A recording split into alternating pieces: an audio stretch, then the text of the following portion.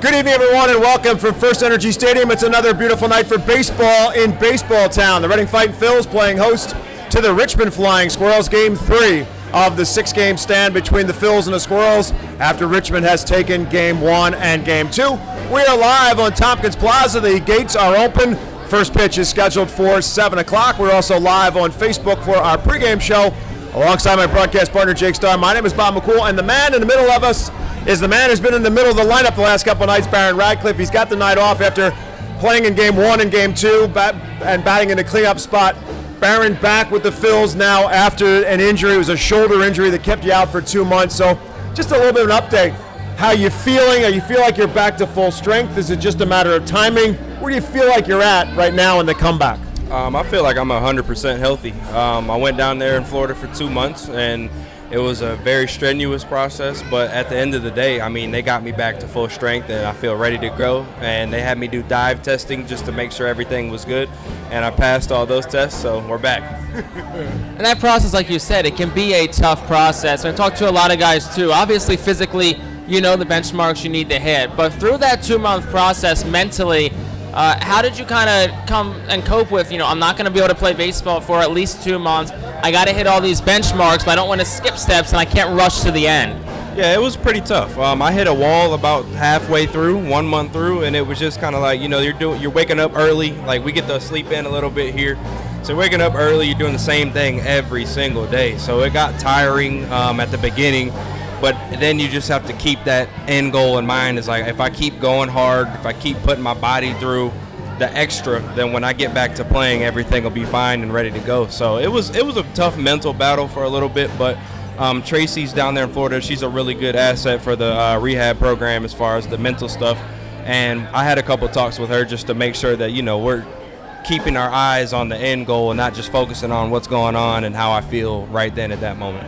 And part of that mental process had to be, I know from talking to you at the beginning of the season, you're really anxious for this season to hit in this ballpark, and with that new obstacle that they have out there at Redner's Event Center was a kind of a target practice for you in a lot of ways, and you were looking for a big season. And so it had to be that much more of a kind of a gut punch when that injury comes and you're going to be out for a couple of months. Yeah, it was tough, but I knew that at the end of the day I would have an opportunity to come back here and get right back to doing what I was doing. So one thing I just wanted to make sure I wasn't putting a crazy amount of pressure on myself because I started off hot and I didn't want to come back thinking that I just need to jump right back into it after not playing for 2 months. So it's been good to just be back and, be here with the guys and, hit at the park, be back around the fans, and, everything is good right now.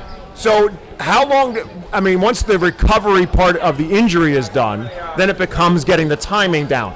I know you feel 100% health-wise. Do you feel like the timing is where you want it to be, or is it still a catch-up process? It feels like a little bit of a catch-up process. I had my timing down in Florida, came up here, and we're in Double-A. Guys know how to pitch. Guys are throwing harder than in Florida, so it's kind of one of those things where I was able to get a few hits last week and still do all right, but it wasn't to the standard of how I felt that I could do.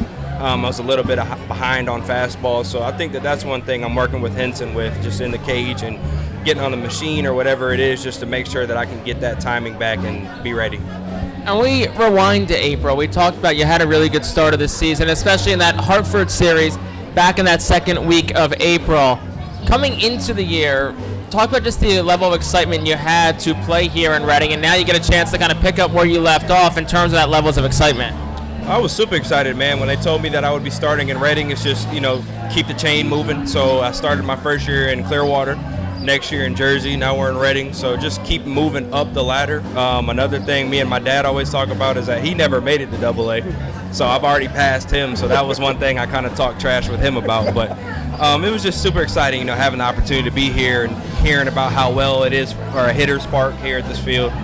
And just being in Double-A is like you're knocking on the door, man. You never know when your call might come. So it's super exciting. It's a great opportunity to be here, and I know that a lot of good things can and will come from here. All right, you brought it up. I'm going to touch a little bit more on it because your family's history and your history is really interesting from my perspective. Your dad, Vic, played 7 years in minor league baseball. Your mom, Nikki, an all Big Ten basketball player. So, between the three of you, who's the best athlete in the family? That's number one.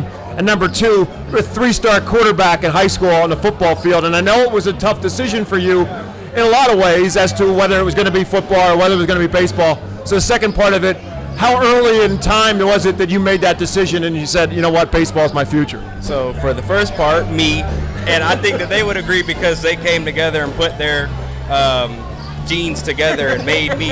Because everybody that, like, there was a scout at a Dodgers workout that scouted my grandpa and my dad, and then me. My grandpa's 5'8", my dad's 5'9", and here I am almost 6'5". So like, how did you come from these guys? So I think that they would agree it's also me. And then the football thing, I think that it just kind of became a thing where I was a late bloomer in baseball. I was always good at baseball, but it was never a priority.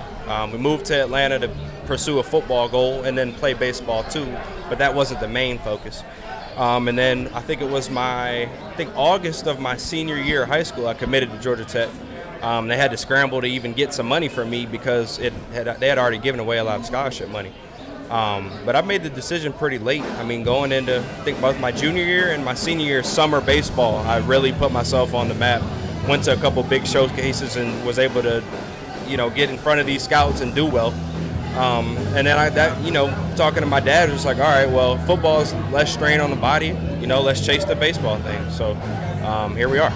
So come the fall, do those pangs of angst come to you every once in a while that you want to play some football? And playing at Georgia Tech, obviously you're watching ACC football, and I'm sure there were some offers that maybe thought, boy, this would be fun. Yeah, I mean, every year I was at Georgia Tech, they asked me to play quarterback, every year. And I even had some friends on the football team that would have me come throw footballs to them instead of their quarterbacks.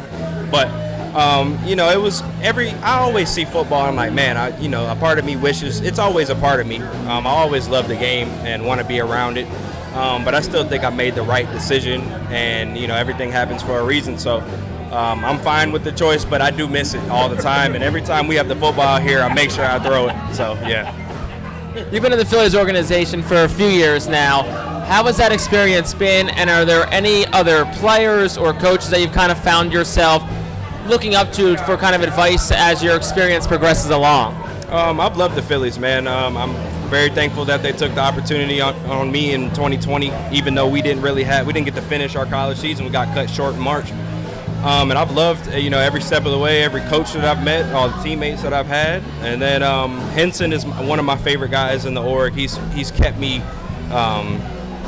advancing along the way, even though, like, last year I worked with him, but he wasn't our hitting coach for our team. And then I always admire Kevin Long as a big league hitting coach. He coached my dad as well. So him and my dad talk a lot and try to figure out some things. And then a lot of it's my college hitting coach. Me and him, James Ramsey, we're pretty close. We still talk if I ever need anything.